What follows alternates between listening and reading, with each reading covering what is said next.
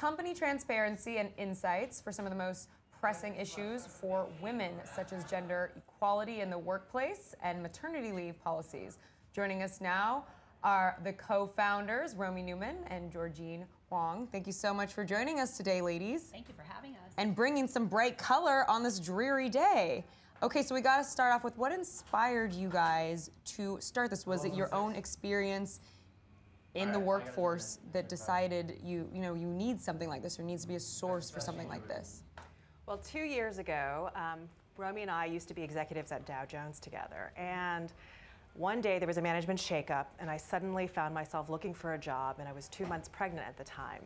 So it was still a secret, I wasn't showing, and I was going on these interviews and really wanting to ask questions about things like the path for leadership for women in particular, the work-life balance at these companies, and also just the maternity leave policies. And I found I couldn't talk about these things without worrying about stigma and potential bias.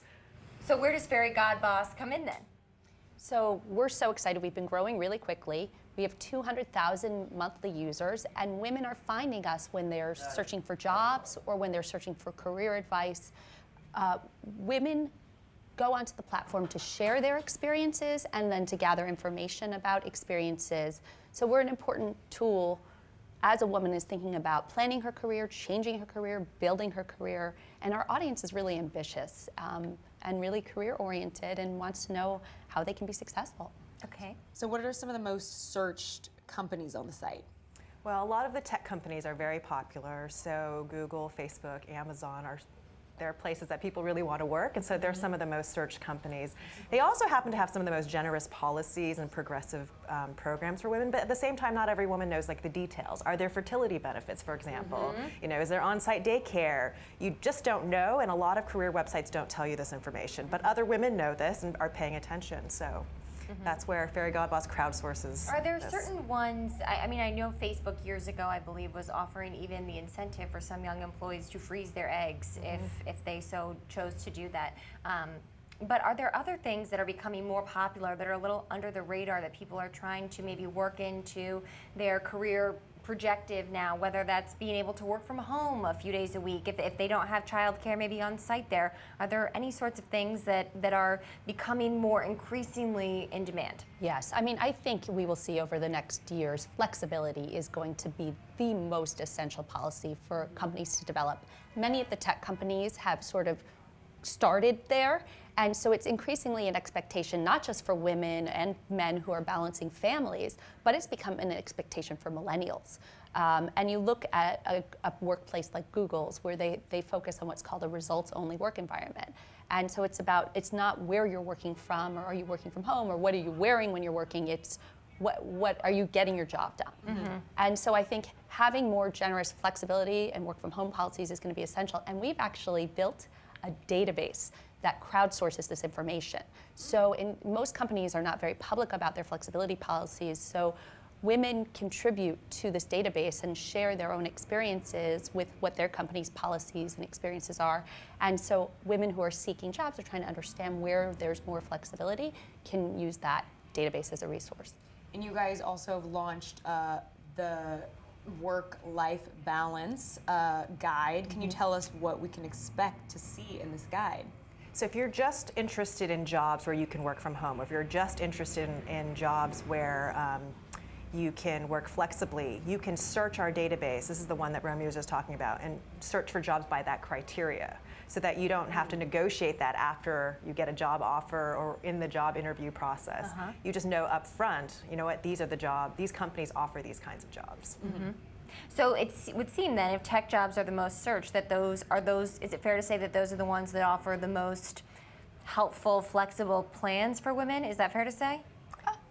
Tech companies, but there are some that are really notable. For example, GE has an unlimited paid time off policy for all of its employees, and I think companies like GE that are implementing those policies are really trying to move more of 100-year-old American companies in the direction of Silicon Valley. Yeah, because everyone's competing for those talented people, so you have really old school companies doing these very new, modern, workplace benefits too. And I think too, with unlimited time off, right? It's a case where as long as your manager approves it, it's okay.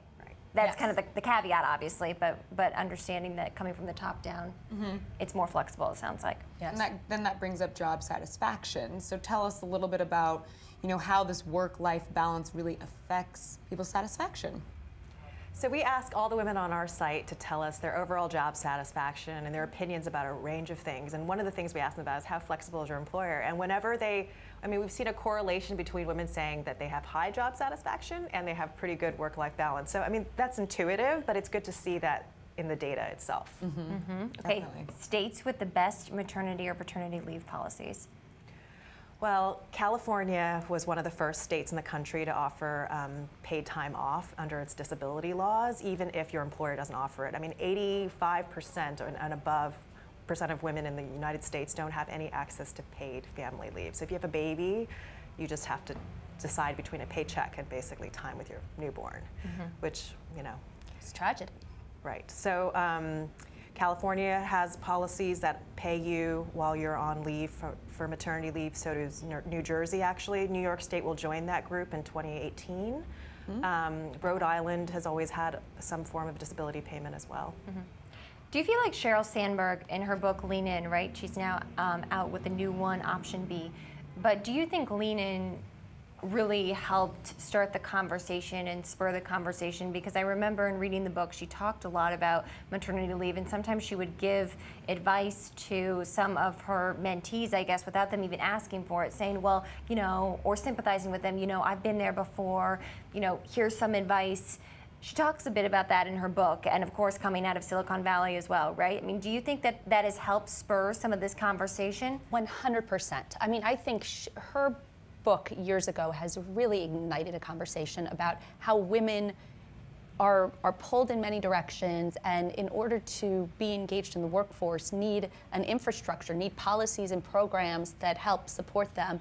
And then I think what's really cool is following that there's been increasing amounts of research and analysis done by people like McKinsey, which was in partnership with Sheryl, or people like Credit Suisse or Morgan Stanley, where they're actually demonstrating a tangible financial benefit that comes from having more women in leadership roles and on boards.